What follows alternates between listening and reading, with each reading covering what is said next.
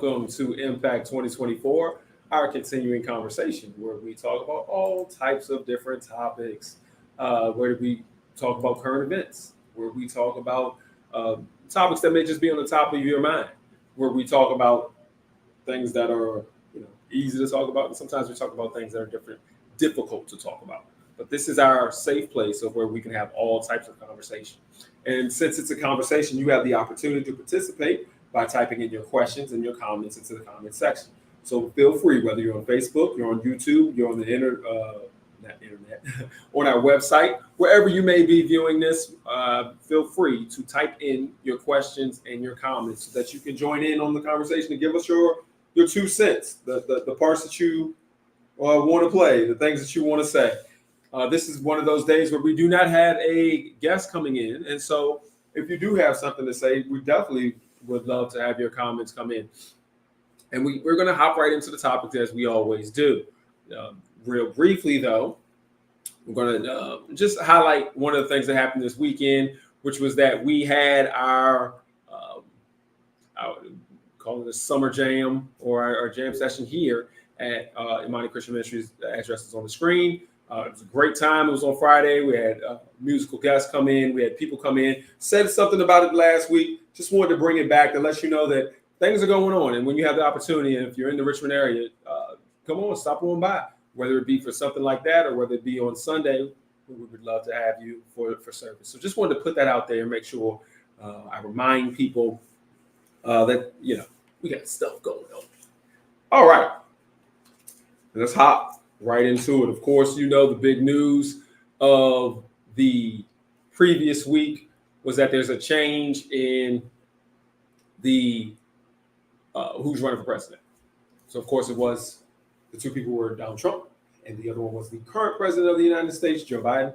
That is now switched up, and now Joe Biden is no longer running. And it looks like most people are saying that it's going to be Kamala Harris, the vice president, and that she will be running for president. And so what that immediately puts into play is a woman running to be the president of the United States for the first time ever. And what is the conversation piece that immediately comes into play when it comes to men, when it comes to the United States? It is women in power. That just comes and steps right up. One, as a country for the United States, are we ready for that? We've had numerous opportunities. The most recent was when Hillary Clinton was running and she didn't win. And so we've had women in a lot of different roles. Again, first vice president, a female vice president, or a woman as a vice president we have right now. And we're going to see whether or not we can have one as president. Regardless of what side of the aisle you're on or whoever you want to elect, the question more so is that are we ready for that? And it goes back to some of the questions that we have in our personal lives, in our churches. Women in leadership, women in power. Also have, in business, women in leadership, women in power. For some people, no problem. Feel totally comfortable with it. Other countries have had it. Most other countries have had it. A woman at the top of leadership. One of the most powerful women in the world was the leader in Germany, and she was out, and Angela Merkel and leading one of the top leaders in the world. But the United States has not been ready for that. And then, so we have many of the top CEOs are female. The head of Pepsi, have many other Fortune 500 companies. And now the question then always comes back to, the presidency. But even in our churches, we look at, there's still a conversation, and to today, there's still a debate about whether women should be the head of churches, pastors, whether the senior pastor, the head pastor, or whether or not they should not be. There's been numerous opportunities and times that we've had here to have that discussion, where we've talked about women being in leadership roles in the church. Now, I can talk from a male perspective because, as you can see, I'm not a woman. But I know that we've constantly been talking about protecting women from a Black male perspective, one of the common themes that you hear is that we need to protect our women or protect Black women. And when we say that, it's more so protect them to have the opportunities to be able to do the things that they want to do, be able to be a leader, be able to have the opportunity. So when we're saying protect, we're protecting the opportunity to be able to do different things. So the question then, that we really have to wrestle with ourselves is, what would be the reason that a woman would not be able to be in leadership or not be able to be in charge? When we're looking back, some people look historically at the Bible and they say, well, it's not set up for women to be in charge. Is that because that's the way that God set it up? Or is that the tradition of the times? Is that what we were told? Or is that what we were told and directed through the teachings? Or is that more so in line with that was the tradition of the time? And the tradition has now changed. For example, a lot of our traditions and things that were made up, a lot of the laws and the rules that we have here, even in our own country, in the United States, are based around a time when women did not have the ability to work, did not have the ability to go to school, earn a living, do many other things. So a lot of the traditions of the time were based on the fact that women weren't able to do a lot of things, weren't able to go to school, didn't have a high level of reading and education, weren't in the workforce. And so we built a lot of rules based on that, a lot of traditions based on that. And some of those rules and traditions are still in play. Right now, we still have pay gaps where women and men are not paid the same. We still just have a lot of ideas of the breakdown or the differences between men and women when it comes to work, leadership, roles of being able to manage others and things like that. There are still plenty of people, plenty of men who don't feel comfortable being managed by a woman, plenty of women who don't feel comfortable being managed by a woman. So that's as society grows and changes, as women get more opportunities, more and more opportunities, because right now, women have, I think, a lot of opportunities. But as women get more and more opportunities, for example, maybe in the United States, maybe having a woman be the president for the first time, people who have some of these older thoughts or some of these older traditions that are built in, some of these traditions that were based on the past, may have to look at things differently. And then some of us, and there's still some of us out here who are in the church who believe that women shouldn't have certain roles or shouldn't be in certain positions of power. Maybe we have to look at it differently. Or if we do think that women shouldn't be in power, then we're going to have to be able to prove that through the word. Prove that, and not just hang on old traditions. So if you're one of those people who think that, then I think it's to that point and to that level where you can't just think that anymore. You have to have evidence behind what you're saying. And so people will refer to the Bible and sometimes say, well, look, it says that women shouldn't be this or women shouldn't be that, or that's the tradition back then, and we need to still keep that tradition now. You're going to really have to prove that, because I think this is a different day and a different time. And for those who aren't comfortable, I think you have to get in or get off. You're going to have to get comfortable with women in certain positions of power and not. And if you have evidence, I think you would have to bring evidence to the table that it's a bad idea, that it wasn't working out. Now, from a male perspective, like I was saying before, I think our responsibility, and I'm just going to talk for me personally, I think it's our responsibility as men to, like I said, protect women, to make sure that the opportunities are there, make sure that you have a fair shot, make sure that people aren't unjustly or unjustly just taking shots at you and bringing you down. We have to allow people, we have to allow women to have the ability to lead, and let's be leaders ourselves by being the followers that they need. I think that's probably one of the best things that we can do. And so in this climate right now, I know as soon as we're looking at Kamala Harris, and we're going to look at that from two levels, because she's a woman of color and she's a woman, that people just started attacking. They started attacking her race and started attacking her gender. And I think that we need to, as men, Black men, or just men in general, again, be the defenders so that it can be as equal a playing field as we can make it. Same thing in the church, I believe. I mean, unless you come into the table with some evidence, I think we need to defend women in a way to give them the same opportunity to lead. Not that we have to slide people across and be like, oh, even if you're terrible at it, we're gonna push you. No, we'll give you the same opportunity to lead and defend you so that you can get a fair shot in the same shot.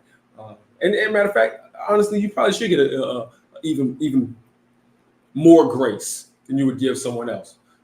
Just a little bit more. So if you get an opportunity, and I would be rough on someone else, maybe I should need to give you just a little bit more grace. And why? You may say, well, that's not fair.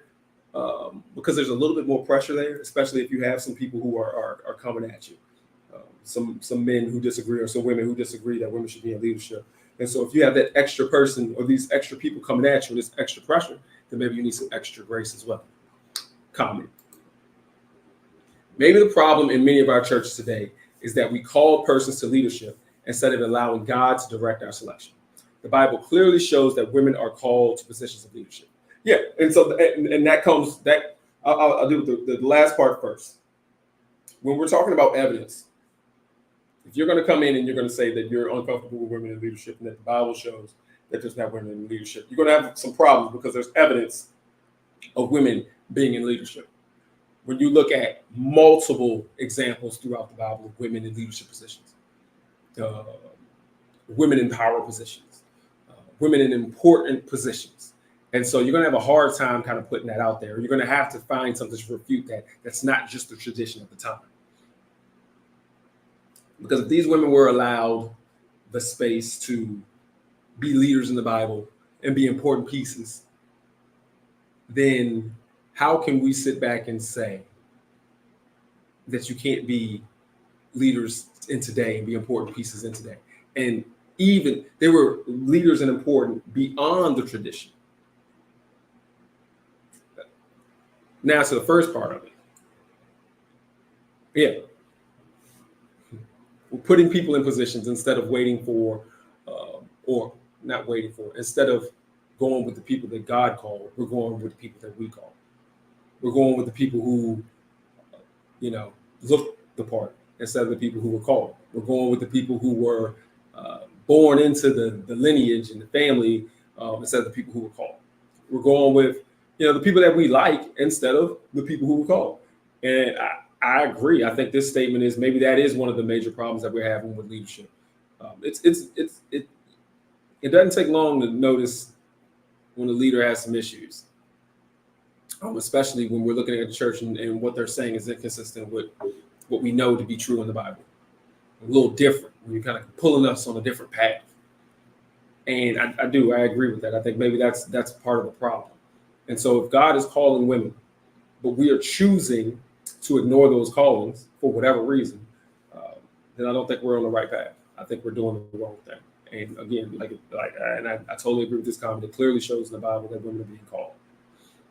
And so it's difficult to sit back here and say, well, it's okay for a woman to be the head of a household. Then it's okay for a woman to have her own business. And then it's okay for a woman to maybe rise up in organizations, whether it be, all right, you're the head of this government organization with this and that and this and that. And then you turn around and you say, wait a minute. When it comes to the church, can't have you up in here. It's a difficult. I think it's a difficult path to go. And again, you don't have to. It's going to sound bad, but you don't have to be comfortable necessarily with women in leadership. If that's not a part of what your church and where you are, but you don't need to throw shots at women in leadership in other places. Yeah. You don't necessarily need to be comfortable with it, but if that's what God called for this other place in this other group, then let that be. And I think that sometimes, we don't want it for us and we don't want it for them. We want to control everybody's situation. And if that was the case, then why do we have so many different, there's the same old talk. Why do we have so many different churches? Why do we have so many different denominations? Why do we have so many different groups? There's an opportunity here for different people to lead different people. And so, if we can't all get on the same page, if you're not comfortable with women in leadership, if that's not your thing, then that's fine. I would say, don't get in the way, or don't be a deterrent to others, or be an agitator against others, because you don't know who God called over there. Another comment. Like you stated, many women have a problem with women being in positions of authority. What is interesting is that sometimes people of color have a problem when persons of color are in charge. Oh, that's a good one. All right, you then got in there now. So that is, we always try to put it out there like, well, it's men who have a problem with women, or it's white people who have a problem with black people being in charge. That's not the case. A lot of times it's women who have a problem with other women being in charge. A lot of times it's black people. And a lot of times it's black people who have a problem with black people being in charge. Now, I'm not sure if it's jealousy or you think you should have been the one. I'm not sure what it is. But I know it's ingrained in some people where they just, And I've seen it. I've seen it too many times where a black person could be kind of in charge, but it better be a white person over top of them. But they cannot foresee a black person being in charge, in total in charge, without having a handler who is white. And same thing with some women, where women can't get on board with a woman being in charge. And so my initial thought to that is that self-hate. You don't feel good about who you are as a person. So, for example, if you don't feel totally good about who you are as a person of color, you're not going to be comfortable with another person of color being in charge, because you feel like you're inadequate. You're going to feel like they're inadequate because y'all are similar. Same thing with a woman. If you don't feel totally good about yourself and comfortable with your ability to lead, you're going to look at another woman and kind of like looking in the mirror and think that no woman can be able to lead.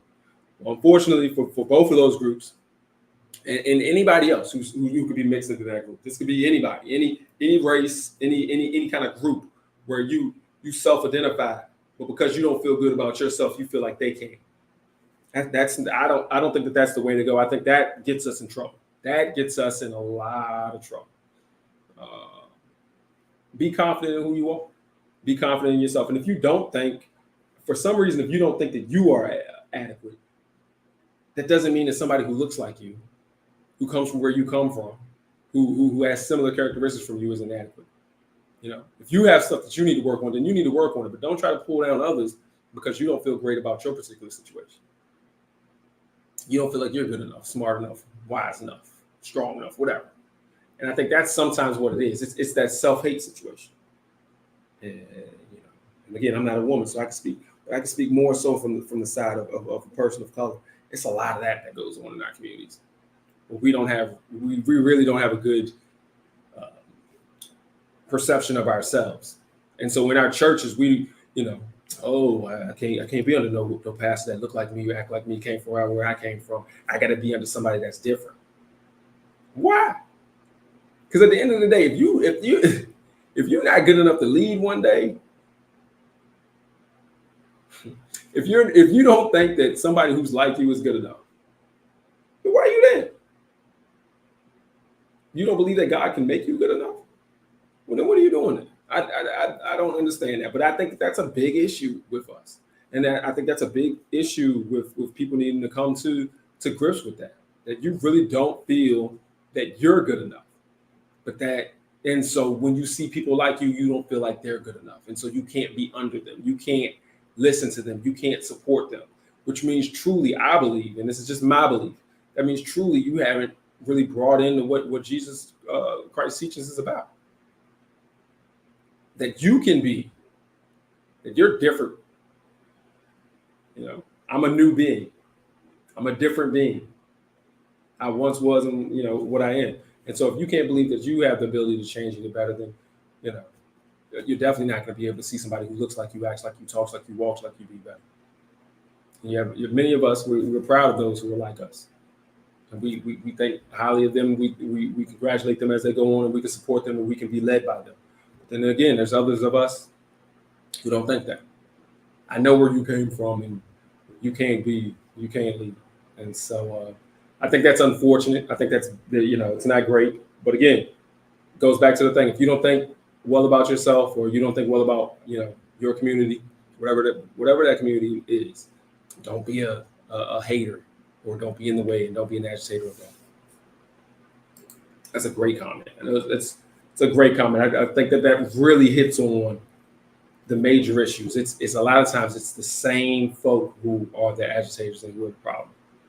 Uh, and so when we look at the church, yes, there are a lot of women who don't want to be led by women in the church, and I think we all have to get over that. And again, I go back to the point of who I am as a Black man. I think we have to open the door and lead, open the door for that in different situations. We're in a time now in 2024 where we're way ahead. This is something that if I talked about, way back in the day, it would have been a little bit more of a radical thing. Nowadays, we see leadership all across the board. We see it everywhere. But there's still people, and I'm not talking about old people either.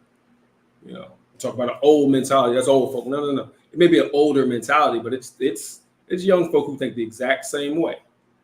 This is not, as much as we want to say this is an old tradition, it's not something that is, in a sense, an old tradition where only older people have it. It is a tradition where young people will think the same thing. They'll just, whether they got it from somebody before, or they came to the conclusion themselves, where they feel like certain folk aren't qualified to lead, whether it be gender, race, whatever. They could be in their 20s, 30s, 40s, teens, or they're going to be old. But this is not a concept that you can sit back and you can blame on age. If you're thinking that, I think you're fooled. You're fooling yourself.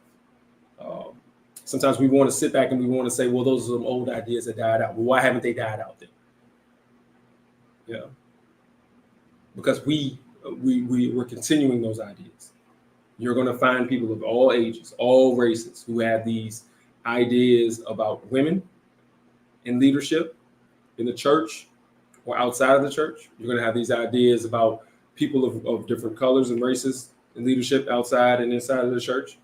And they're going to be all types of ages, all types of social economic backgrounds. They're everywhere. And so, if you have those ideas, again, show and prove. Like show the facts. Show what evidence that you're working with. If you're going to be somebody who's going to be an agitator in the moment, you got to show it. You have to be able to explain.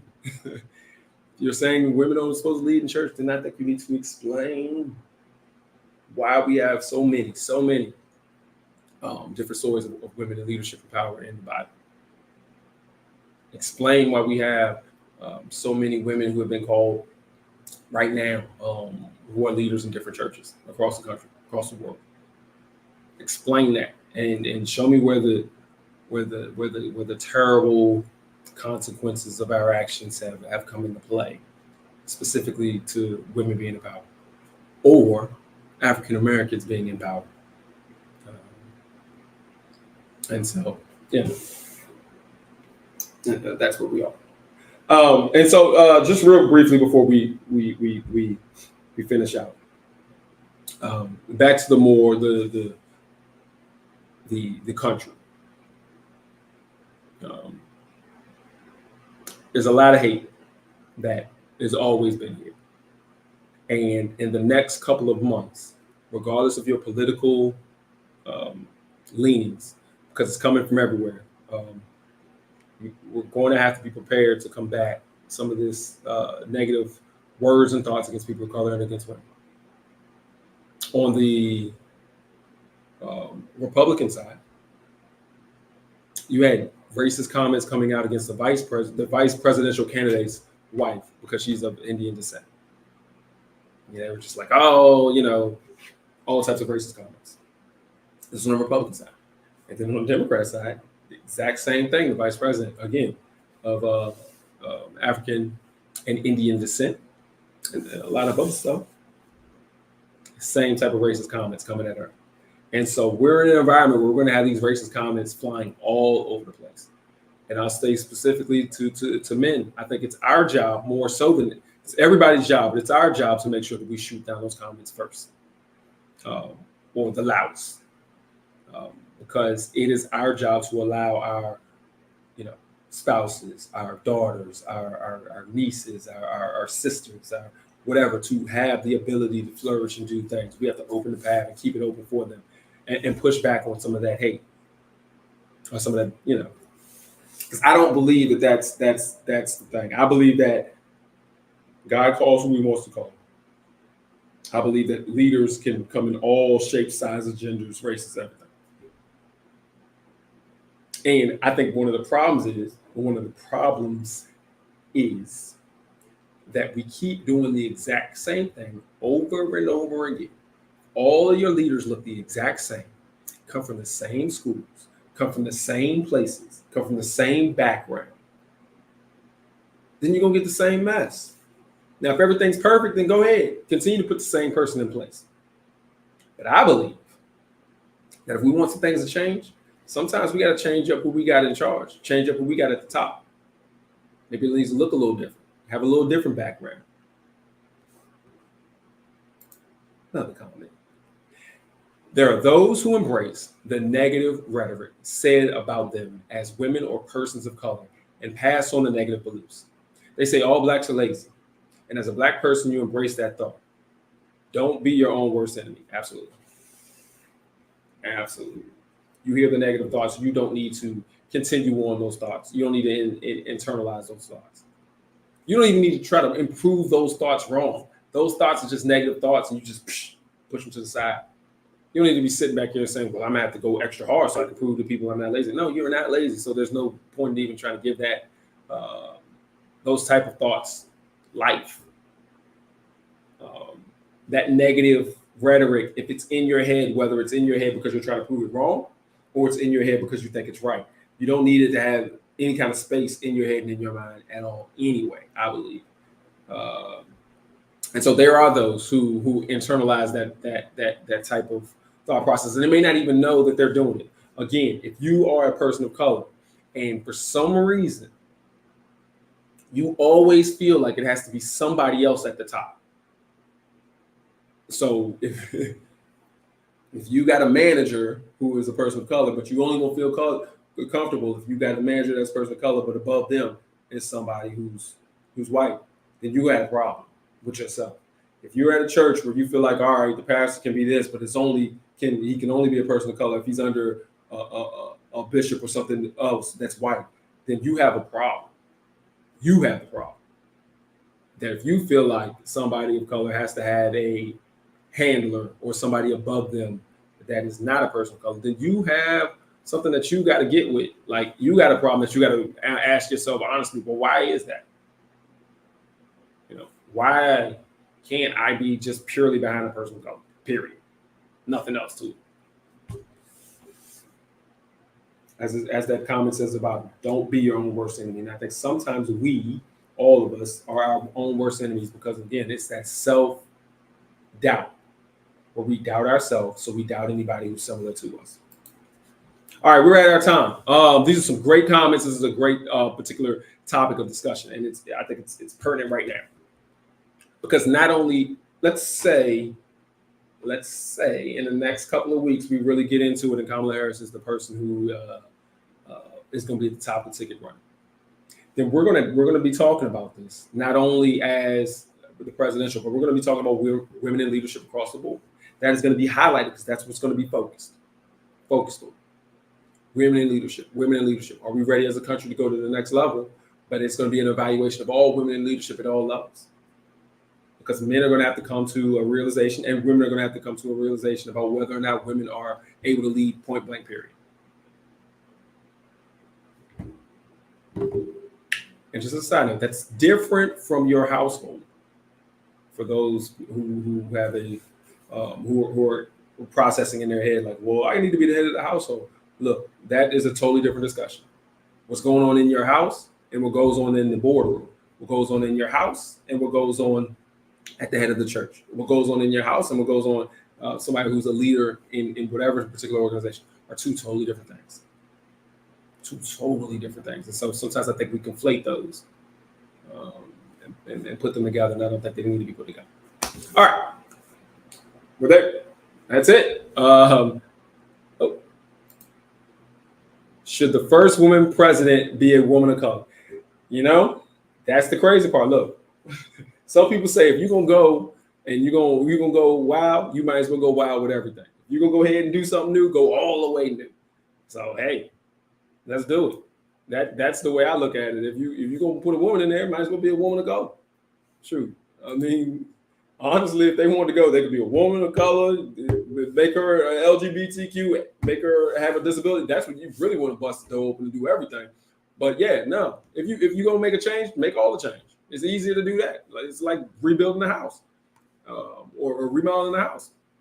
Hey man, if you're gonna change the paint color, you might as well change all the paint color. You put some new carpet, do everything at the same time. Let's go for it. And so yes, if it's gonna be the first woman of color, let's go for it. Let's just do everything at the same time. It's easier that way. Knock down multiple doors at the same time versus just knocking down one. Well, that's my opinion. All right. Thank you for joining us today. Thursday, please be here, 7 o'clock, same place, 7 o'clock Eastern time.